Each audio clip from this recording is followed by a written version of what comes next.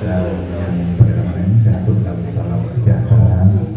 Semoga Tuhan Yang Maha Esa senantiasa melindungi kita semua yang ada di sini. Baik yang kami hormati Bapak Camat Sumbersari beserta para kasih beserta staf, dan yang saya hormati Bapak dan Ramil beserta para perbinsa yang ada di sini. Tak lupa pula yang kami hormati Ibu Lurah, selamat atas dilantiknya. Kebetulan tim hadir, tapi karena barengan kami tidak bisa hadir. Selamat Bu, semoga sudi ini makmur sejahtera. Dan tak lupa pula yang saya hormati, saya banggakan para ketua RT RW se-Kelurahan Angin. Karena sering main ke sana. Baik, pertama dan utama mari kita panjatkan puji syukur alhamdulillah karena sampai saat ini kita semua yang hadir di sini, bapak-bapak, ibu-ibu, masih diberikan kesehatan, diberikan kesempatan sehingga bisa hadir di majelis ilmu yang sangat bermanfaat ini. Karena berhalangan hadir, ada sesuatu yang tidak bisa ditinggalkan, beliau mendelegasikan kepada kami untuk mengisi, semoga tidak mengurangi makna yang tersirat di acara ini. Baik, pada kesempatan ini mohon izin Pak RT, Pak RW-nya ini tetap yang dulu gitu. Yang 3 bulan lalu kami menyampaikan tetap ya Pak. Oh, berarti materinya sebenarnya hampir sama. Kita singkat aja, saya tambahin yang penting-penting, biar tidak terlupakan. Masih ingatkan yang dulu, Bapak-bapak? Oke, lanjut. Saya tetap akan menjelaskan, saya ulangi tentang tugas daripada Kepolisian Republik Indonesia. Apa tugas dari Kepolisian Republik Indonesia itu? Ya, lanjut. Lanjut. Tugas pokok Kepolisian Indonesia ini sudah tercantum di dalam Undang-Undang Nomor 2 Tahun 2002 tentang Kepolisian Negara Republik Indonesia. Ya, ini rinciannya. Lanjut. Yang pertama, tapi perlu saya sampaikan bahwa hampir semua, hampir semua institusi yang ada di negara kita ini punya undang-undang, punya undang-undang sebagai payung hukum, sebagai dasar pelaksanaan tugas-tugas sehari-hari.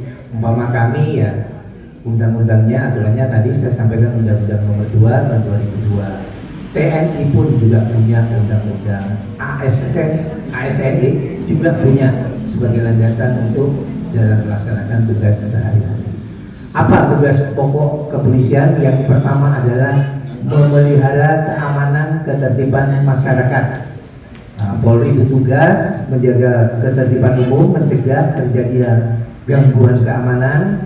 Apa kegiatannya? Meliputi pengaturan, penjagaan, pengawalan, dan patroli. Ini namanya Harkamtibmas, Bapak-bapak. Memelihara keamanan ketertiban dari masyarakat. Tugasnya yang melaksanakan patroli, penjagaan, termasuk pengawalan apabila masyarakat butuh. Pak, mohon izin, tidak boleh sungkan saya mau mengambil uang Pak dalam jumlah besar, saya butuh pengawalan Bapak. Boleh Bapak datang ke Polsek memberikan kabar, kami siap, wajib hukumnya bagi kami untuk melayani Bapak-bapak melaksanakan pengawalan pengambilan uang sampai selesai. Tapi bayar Pak? Tidak ya, itu merupakan tugas pokok dari kami melayani. Oke, monggo. Daripada kejadian,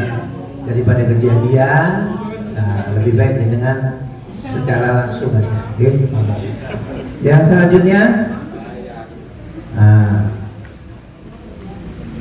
yang satunya, ini sepertinya susunannya nanti ke depan kita atur. Jadi yang kedua adalah memberikan perlindungan, pengayoman, pelayanan kepada masyarakat. Jadi Polri tugasnya adalah memberikan perlindungan Siapa yang merasa terancam, bapak-bapak umpama, mohon maaf, ada warga yang mengancam bapak, mungkin mengancam ingin membunuh, monggo silakan jenengan datang, nanti diantar perangkat atau langsung datang ke polsek, polres, kami wajib memberikan perlindungan. Oke? Apa? Nanti pasti dikasih. Oke? Jangan sampai salah tempat, oke? Salah tempat, karena tugas daripada kepolisian adalah memberikan perlindungan, termasuk pengayoman dan pelayanan.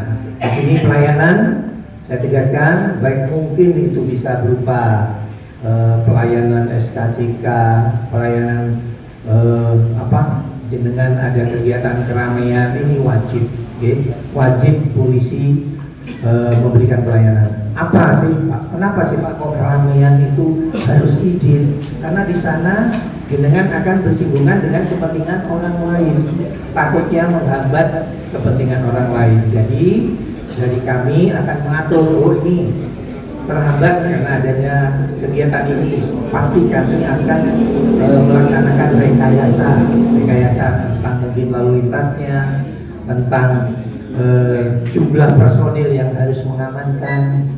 Karena apabila ada kejadian sesuatu, kita sudah siap. Kita mungkin fokusnya patrolinya di tempat kejadian yang akan dilaksanakan.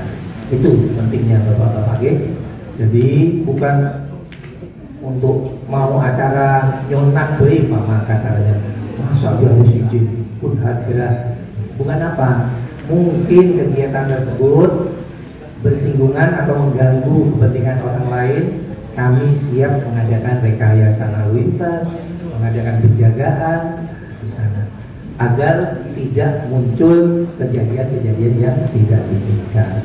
Nah, lanjut, yang terakhir adalah tugas kepolisian adalah menegakkan hukum, menegakkan hukum ini terhadap semua pelanggaran hukum termasuk tindak pidana, meliputi penyidikan. Jadi saudara, seandainya diancam ada seseorang melakukan pembunuhan atau apa, yang ini polisi wajib menegakkan hukum. Oke? Betul. Masih ingat ya bapak-bapak ya? Ingatnya dulu. Masih ingat ya? Pak ini yang baju hitam, Pak sini. Pak Wawan, Pak RT, Pak RW. Pak RW ya. Alhamdulillah. Hah? Oh Pak RT. Oh ya. Berarti berada di garis depan. Oke, lanjut yang tentang SKCK. Jadi bapak-bapak saya langsung nggak akan saya uraikan yang lainnya karena sudah saya langsung ke SKCK. Kenapa? Karena apa? Ya, yang kuning. 3 mingguan lah, 2 minggu yang lalu kebetulan ada penerimaan P3K paruh waktu.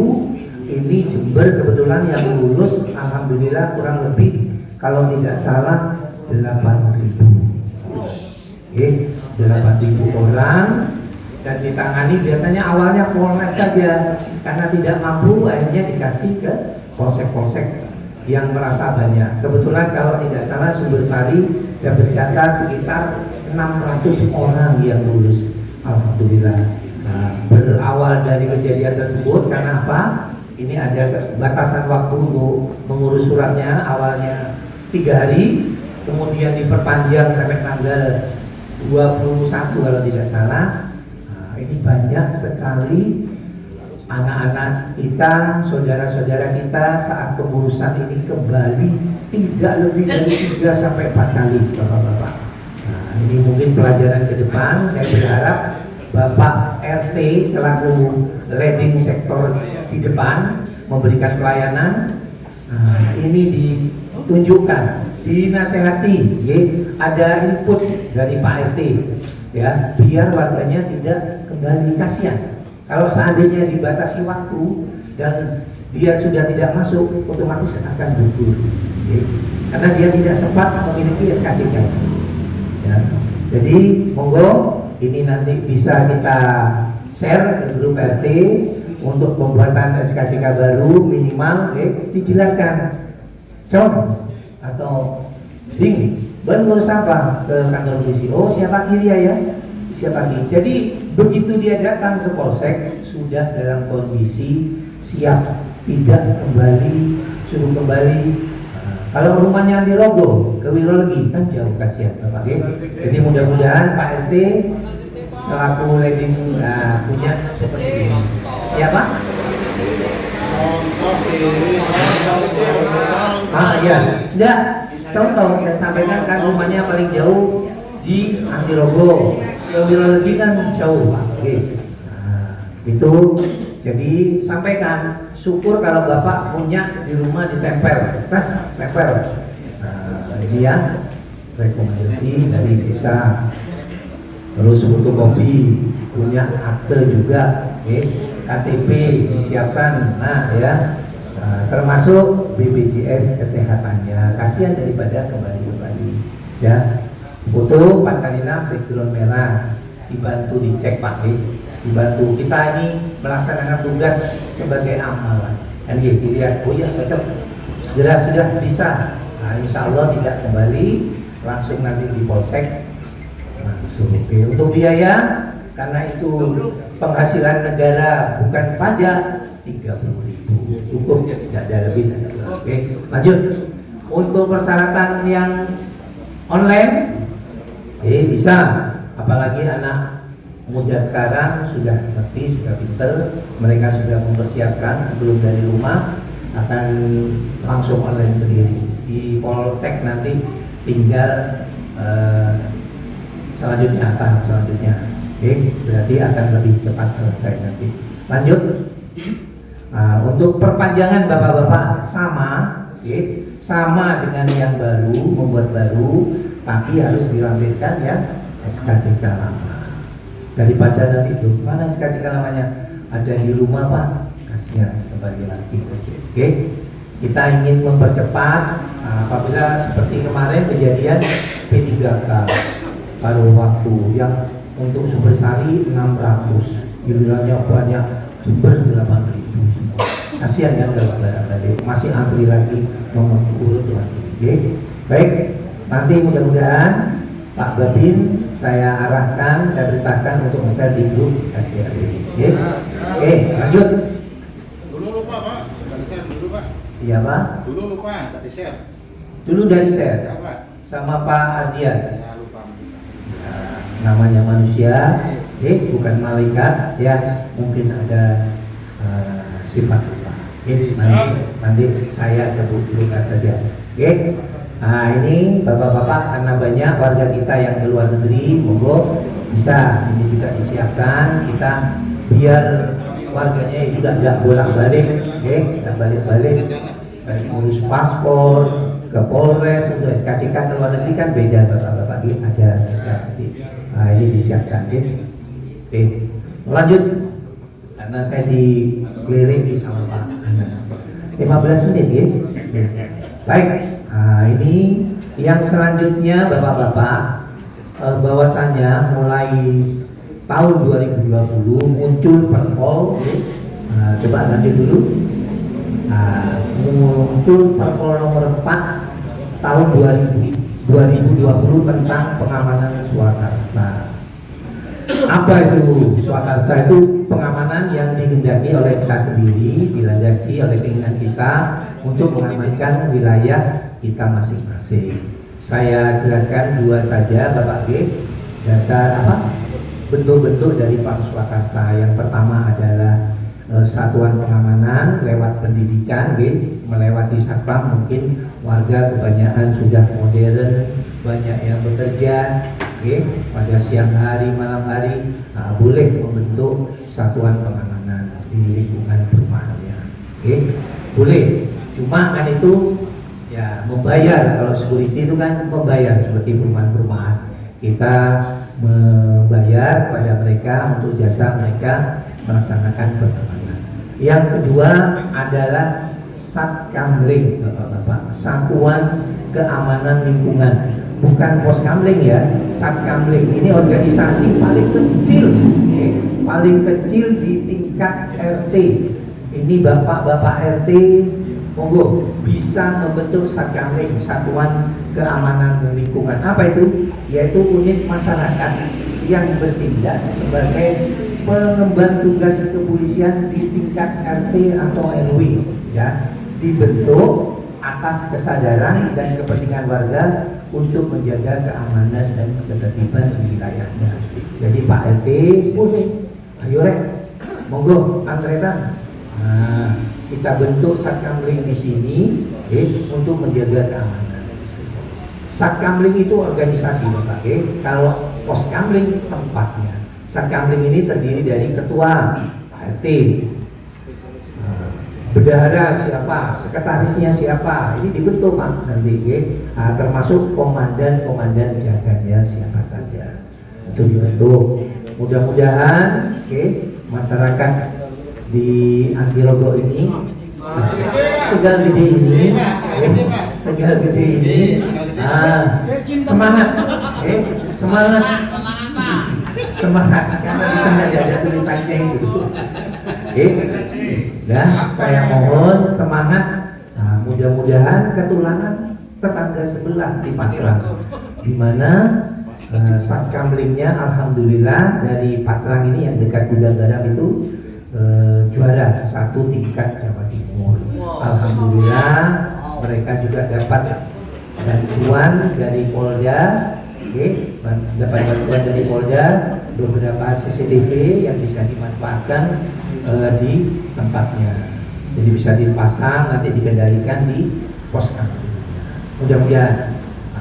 Terus perlu saya sampaikan juga bahwa dari Binmas pasti akan datang bapak-bapak ke Poskamling atau Satkamling memberikan semangat, kadang berupa jaket, ya, 5 jaket atau senter, kadang hati kecil untuk berhubungan antara Poskamling 1 dengan Poskamling yang lain. Mudah-mudahan, kebetulan saya sebelum Sumbersari juga di Satbimas kita sering membagikan sarana itu dengan harapan muncul semangat dari bapak-bapak untuk menjaga lingkungan masing-masing dengan mengadakan Satkamling.